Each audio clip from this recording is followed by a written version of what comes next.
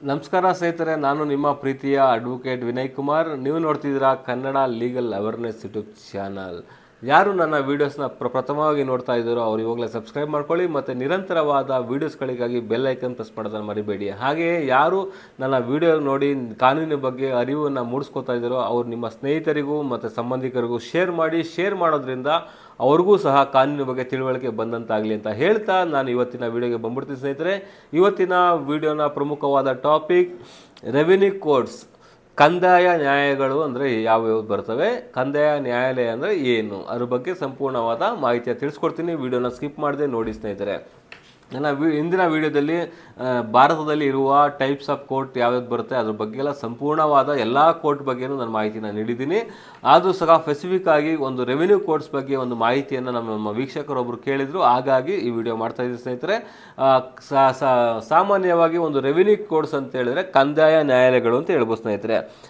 ಈ ಕಂದಾಯ ನ್ಯಾಯಾಲಯಗಳು ಯಾವ ಪ್ರಕಾರವಾಗಿ ಕಾರ್ಯನಿರ್ವಹಿಸುತ್ತೆ ಅಂತ ಹೇಳಿದ್ರೆ, ಕರ್ನಾಟಕ ರೆವಿನ್ಯೂ ಆ್ಯಕ್ಟ್ 1964 ಪ್ರಕಾರವಾಗಿ ಕರ್ನಾಟಕ ಭೂ ಕಂದಾಯ ಅಧಿಮ 1964 ಪ್ರಕಾರವಾಗಿ ಅದರ ಕಾರ್ಯವನ್ನು ನಿರ್ವಹಿಸುತ್ತೆ ಸ್ನೇಹಿತರೆ ಅಂತ ಹೇಳ್ಬೋದು.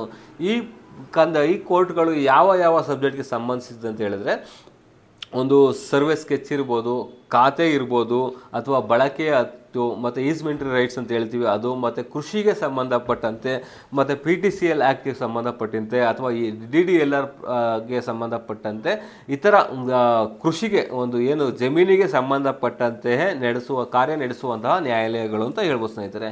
ಯಾವುದೋ ಒಂದು ಪ್ರಕರಣಕ್ಕೆ ಸಂಬಂಧಿಸಿದಂತೆ ಎಕ್ಸಾಂಪಲ್ಲು, ನನ್ನ ಹೆಸರಿಗೆ ಖಾತೆ ಮಾಡಿಕೊಡಿ ಅಂತ ಒಂದು ಅಪ್ಲಿಕೇಶನ್ ಹಾಕಿರ್ತೀವಿ. ನಂದು ಏನೋ ಒಂದು ಸೇಲ್ ಡೀಡ್ ಆಗಿರುತ್ತೋ ಅಥವಾ ವಿವಾಹ ಪತ್ರದಿಂದ ಒಂದು ನನ್ನ ಹೆಸರಿಗೆ ಒಂದು ಆಸ್ತಿ ಬಂದಿರುತ್ತೆ, ನನ್ನ ಹೆಸರಿಗೆ ಖಾತೆ ಮಾಡಿಕೊಡಿ ಅಂತ ಹೇಳಿ ಒಂದು ಅರ್ಜಿಯನ್ನು ಸಲ್ಲಿಸಿರ್ತೀನಿ. ಅರ್ಜಿಯನ್ನು ಸಲ್ಲಿಸಿದ ನಂತರದಲ್ಲಿ ಎದುರು ಪಕ್ಷಗಾರ ಒಂದು ತಕರಾರು ಅರ್ಜಿನ ಸಲ್ಲಿಸ್ತಾರೆ, ಇವ್ರ ಹೆಸರಿಗೆ ಖಾತೆ ಮಾಡಬಾರ್ದು ಅಂತೇಳಿ. ತಕರಾರು ಅರ್ಜಿನ ಎಲ್ಲಿಗೆ ಸಲ್ಲಿಸ್ತಾರೆ ಅಂತ ಹೇಳಿದ್ರೆ, ಈ ರೆವಿನ್ಯೂ ಕೋರ್ಟ್ಸಲ್ಲಿ ಒಂದು ಸಿವಿಲ್ ಕೋರ್ಟಲ್ಲಿ ಲೋಯರ್ ಕೋರ್ಟ್ ಅಂತ ಹೇಳಿದೆಯಲ್ಲ, ಅದೇ ರೀತಿಯಾಗಿ ರೆವಿನ್ಯೂ ಕೋರ್ಟ್ಸಲ್ಲಿ ಲೋಯರ್ ಕೋರ್ಟ್ ಅಂತ ಹೇಳಿದ್ರೆ ತಾಲೂಕು ತಹಶೀಲ್ದಾರ್ ಅಂತ ಹೇಳ್ಬೋದು. ಇಡೀ taluk revenue department head tahsildar ಬರ್ತಾರೆ. ಹಾಗಾಗಿ ತಹಶೀಲ್ದಾರ್ ಅವರಿಗೆ ಒಂದು ಅರ್ಜಿನ ಸಲ್ಲಿಸಿ ಈ ಒಂದು ತಕರಾರು ಅರ್ಜಿನ ಸಲ್ಲಿಸ್ತಾರೆ. ಈ ರೀತಿಯಾಗಿ ನೀವು ಖಾತೆನ ಬದಲಾವಣೆ ಮಾಡಬೇಡಿ, ಇದರಲ್ಲಿ ನನ್ನ ತಕರಾರಿದೆ ಅಂತೇಳಿ ಒಂದು ತಕರಾರು ಅರ್ಜಿನ ಸಲ್ಲಿಸ್ತಾರೆ. ತಕರಾರು ಅರ್ಜಿನ ಸಲ್ಲಿಸಿದ ನಂತರದಲ್ಲಿ ಇಬ್ಬರ ವಿಚಾರಣೆಯೂ ಸಹ ಆಗುತ್ತೆ. ಯಾರು ಒಂದು ಅರ್ಜಿನ ಸಲ್ಲಿಸಿರ್ತಾರೆ ಮತ್ತು ಎದುರು ಪಕ್ಷಗಾರರು ಯಾರಿರ್ತಾರೆ, ಇಬ್ಬರ ವಿಚಾರಣೆ ಆಗಿ ನಂತರದಲ್ಲಿ ಒಂದು ಆದೇಶನ ಮಾಡ್ತಾರೆ. ಎವಿಡೆನ್ಸು ಸಹ ತಗೋತಾರೆ, ಸಾಕ್ಷಿಗಳನ್ನೂ ಕರೆಸಿ ಎವಿಡೆನ್ಸ್ ತಗೋತಾರೆ, ಆರ್ಗ್ಯುಮೆಂಟ್ ಸಹ ಕೇಳ್ತಾರೆ. ಆದ ನಂತರದಲ್ಲಿ ಒಂದು ಆದೇಶನ ಮಾಡ್ತಾರೆ ಸ್ನೇಹಿತರೆ.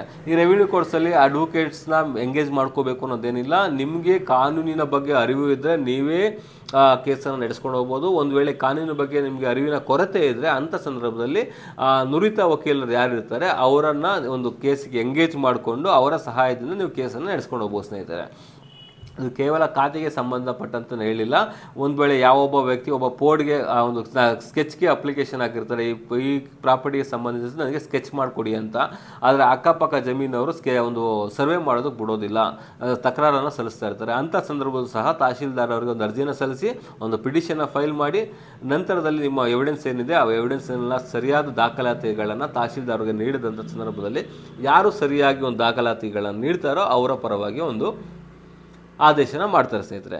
ಒಂದು ಆದೇಶ ಮಾಡಿದ ನಂತರದಲ್ಲಿ ಇಲ್ಲೂ ಸಹ ನೀವು ಅಪೀಲನ್ನು ಹಾಕ್ಬೋದು. ಹೇಗೆ ಸಿವಿಲ್ ಕೋರ್ಟಲ್ಲಿ ಒಂದು ಲೋಯರ್ ಕೋರ್ಟಿಂದ ಹೈಯರ್ ಕೋರ್ಟ್ಗೆ ಒಂದು ಅಪೀಲನ್ನು ಹಾಕ್ತಿದ್ರೆ ಅದೇ ರೀತಿಯಾಗಿ ಇಲ್ಲಿ ರೆವಿನ್ಯೂ ಕೋರ್ಟ್ಸಲ್ಲೂ ಸಹ ಅಪೀಲನ್ನು ಹಾಕ್ಬೋದು. ಏನಂತ ಹೇಳಿ ಒಂದು ತಾಲೂಕು ಆಫೀಸ್ ತಹಶೀಲ್ದಾರ್ ಕಚೇರಿಯಿಂದ ತಹಶೀಲ್ದಾರ್ ಕೋರ್ಟಿಂದ ಒಂದು ಕೇಸು ಅಲೋ ಆದರೆ ಅಥವಾ ಡಿಸ್ಮಿಸ್ ಆದರೆ ಅದನ್ನು ಅಪೀಲನ್ನು ನೀವು ಅಸಿಸ್ಟೆಂಟ್ ಕಮಿಷನರ್ಗೆ ಕೊಡಬೇಕಾಗತ್ತೆ ಸ್ನೇಹಿತರೆ. AC ಕೋರ್ಟ್ಗೆ ಫೈಲ್ ಮಾಡಬೇಕಾಗತ್ತೆ. AC ಕೋರ್ಟ್ಗೆ 4-5 ತಾಲೂಕುಗಳೆಲ್ಲ ಸೇರಿ ಒಂದು ಕೋರ್ಟನ್ನು ಮಾಡಿರ್ತಾರೆ, ಅವರಿಗೆ ಅಸಿಸ್ಟೆಂಟ್ ಕಮಿಷನರ್ ಅಂತ ಹೇಳ್ತಾರೆ. ಅವರಿಗೆ ಒಂದು ಪಿಟಿಷನ್ನ ಫೈಲ್ ಮಾಡಬೇಕಾಗತ್ತೆ. ಏನಂತ ಹೇಳಿದ್ರೆ, ಈ ರೀತಿಯಾಗಿ ತಹಶೀಲ್ದಾರ್ ಕೋರ್ಟಲ್ಲಿ ನನ್ನ ವಿರುದ್ಧ ಆದೇಶ ಆಗಿದೆ, ಹಾಗಾಗಿ ನನಗೆ ಒಂದು ಆದೇಶನ ಮಾಡಿಕೊಡಿ ಅಂತೇಳಿ, ನನ್ನ ಡಾಕ್ಯುಮೆಂಟ್ ಎಲ್ಲ ಸರಿ ಇದೆ ಅಂತೇಳಿ AC ಕೋರ್ಟ್ಗೆ ಒಂದು ಅರ್ಜಿನ ಸಲ್ಲಿಸಬೇಕಾಗತ್ತೆ ಸ್ನೇಹಿತರೆ. AC ಕೋರ್ಟಲ್ಲೂ ಸಹ ನಿಮ್ಮ ಸರಿಯಾದ ದಾಖಲಾತಿಗಳನ್ನು ಸಲ್ಲಿಸಿದ ನಂತರದಲ್ಲಿ ಒಂದು ಆದೇಶನ ಮಾಡ್ತಾರೆ ಸ್ನೇಹಿತರೆ. ಈ ಅಪೀಲನ್ನು ಹಾಕ್ಬೇಕಾದ್ರೆ ನಿಮಗೆ 30 ದಿನಗಳ ಕಾಲಾವಕಾಶ ಇರುತ್ತೆ, ಲಿಮಿಟೇಷನ್ ಇರುತ್ತೆ. ಆ 30 ದಿನಗಳ ಒಳಗಾಗಿ ಕಾಲಾವಕಾಶನ ಒಂದು ಪಿಟಿಷನ್ನ ಫೈಲ್ ಮಾಡಬೇಕು ಸ್ನೇಹಿತರೆ.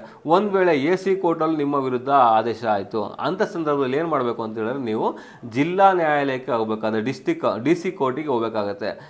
ಜಿಲ್ಲಾಧಿಕಾರಿಗಳ ನ್ಯಾಯಾಲಯ ಅಂತ ಬರುತ್ತೆ, ಪ್ರತಿಯೊಂದು ಜಿಲ್ಲೆಯಲ್ಲೂ ಸಹ ಜಿಲ್ಲಾಧಿಕಾರಿಗಳ ನ್ಯಾಯಾಲಯ ಅಂತ ಬರುತ್ತೆ. DC ಕೋರ್ಟ್ಗೆ ಒಂದು ಅಪ್ಲಿಕೇಶನ್ ಹಾಕಬೇಕಾಗತ್ತೆ. DC ಅವರಿಗೆ ಇಡೀ ಜಿಲ್ಲೆಯ ಒಂದು ಉಸ್ತುವಾರಿ ಇರುತ್ತೆ, ಇಡೀ ಜಿಲ್ಲೆಯ ಒಂದು ಜವಾಬ್ದಾರಿ ಇರುತ್ತೆ. ಅದ್ರ ಜೊತೆಯಾಗಿ ಏನು ಇದು ಭೂಕಂದಾಯದ ಕೇಸ್ಗಳು ಸಹ ನೋಡುವಂತಹ ಒಂದು ಕಾರ್ಯವನ್ನು ಜಿಲ್ಲಾಧಿಕಾರಿಗಳಿಗೆ ನೀಡುತ್ತೆ ಸ್ನೇಹಿತರೆ. ನಂತರದಲ್ಲಿ ಒಂದು ಜಿಲ್ಲಾಧಿಕಾರಿಗಳಿಗೆ ಒಂದು ಅಪೀಲನ್ನು ಹಾಕಿ ಇಲ್ಲೂ ಸಹ ಅಪೀಲ್ ಹಾಕಬೇಕು ಅಂತ ಹೇಳಿದ್ರೆ ಅಲ್ಲೂ 30 ಡೇಸ್ ಟೈಮ್ ಇರುತ್ತೆ. 30 ಡೇಸ್ ಒಳಗಡೆ ಆದೇಶ ಆದ 30 ದಿನಗಳ ಒಳಗಾಗಿ ಒಂದು ನೀವು ಅಪೀಲನ್ನು ಫೈಲ್ ಮಾಡಬೇಕಾಗತ್ತೆ. ಒಂದು ವೇಳೆ ಅಪೀಲನ್ನು ಫೈಲ್ ಮಾಡಿಲ್ಲ ಅಂತಾದರೆ ಅಂಥ ಸಂದರ್ಭದಲ್ಲಿ ಒಂದು ಸೆಕ್ಷನ್ 5 ಆಫ್ ಲಿಮಿಟೇಷನ್ ಆ್ಯಕ್ಟ್ ಪ್ರಕಾರವಾಗಿ ಒಂದು ಅಪ್ಲಿಕೇಶನ್ ಹಾಕಿ ಯಾವ ಕಾರಣಕ್ಕಾಗಿ ನೀವು ಲೇಟಾಗಿ ಒಂದು ಅರ್ಜಿಯನ್ನು ಸಲ್ಲಿಸ್ತಿದ್ದೀರಾ ಅಂತ ಹೇಳಿ ಒಂದು ಅರ್ಜಿಯನ್ನು ಸಲ್ಲಿಸಿ ನಂತರದಲ್ಲಿ ಒಂದು ಅಪೀಲನ್ನು ಫೈಲ್ ಮಾಡಬೇಕಾಗುತ್ತೆ ಸ್ನೇಹಿತರೆ.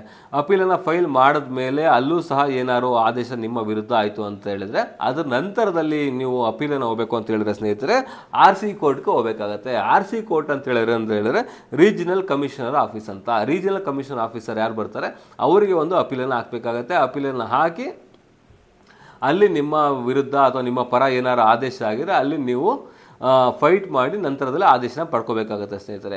ಆದೇಶನ ಪಡ್ಕೋ ನಂತರದಲ್ಲಿ ನೀವು ಆದೇಶ ಪ್ರಕಾರವಾಗಿ ನೀವು ಕಾರ್ಯವನ್ನು ನಿರ್ವಹಿಸ್ಬೋದು. ಒಂದು ವೇಳೆ RC ಕೋರ್ಟ್ಸ್ಗೆ ಆಗಲಿಲ್ಲ ಅಂತ ಹೇಳಿದ್ರೆ ನೀವು ಡೈರೆಕ್ಟು ಹೈಕೋರ್ಟಿಗೆ ರಿಟ್ ಅಪ್ಲಿಕೇಶನ್ನ ಹಾಕ್ಬೋದು, ರಿಟ್ ಪಿಟಿಷನ್ನ ಫೈಲ್ ಮಾಡ್ಬೋದು. ರಿಟ್ ಪಿಟಿಷನ್ನ ಫೈಲ್ ಮಾಡಿ ಈ ರೀತಿಯಾಗಿ ನನಗೆ ACDC ಕೋರ್ಟಲ್ಲಿ ಈ ಥರ ಆರ್ಡರ್ ಆಗಿದೆ, ಈ ಆರ್ಡರ್ ಸರಿಯಾದ ರೀತಿಯಲ್ಲಿ ಆಗಿಲ್ಲ, ಹಾಗಾಗಿ ನನಗೆ ಒಂದು ನ್ಯಾಯನ ದೊರಕಿಸಿ ಅಂತೇಳಿ ನೀವು ಹೈಕೋರ್ಟ್ಗೂ ಸಹ ರಿಟ್ ಪಿಟಿಷನ್ನ ಹಾಕ್ಬೋದು ಸ್ನೇಹಿತರೆ. ಹೈಕೋರ್ಟ್ಗೆ ಹಾಕಿಲ್ಲ ಅಂತೇಳಿ ಕೆಲವೊಂದು ಪ್ರಕರಣದಲ್ಲಿ ನೀವು KITಗೂ ಸಹ ಹಾಕ್ಬೋದು. ಕೆಲವೊಂದು ಪ್ರಕರಣದಲ್ಲಿ KITಗೆ ಬರುತ್ತೆ, KITಗೂ ಸಹ ನೀವು ಪ್ರಕರಣನ ಹಾಕ್ಬೋದು ಸ್ನೇಹಿತರೆ. ಇದಿಷ್ಟು ರೆವಿನ್ಯೂ ಕೋರ್ಟ್ಸ್ಗಳು ಯಾವ ರೀತಿಯಾಗಿ ಕಾರ್ಯನಿರ್ವಹಿಸ್ತಾ ಇದೆ ಅಂತ ಹೇಳ್ತೀನಿ ಸ್ನೇಹಿತರೆ.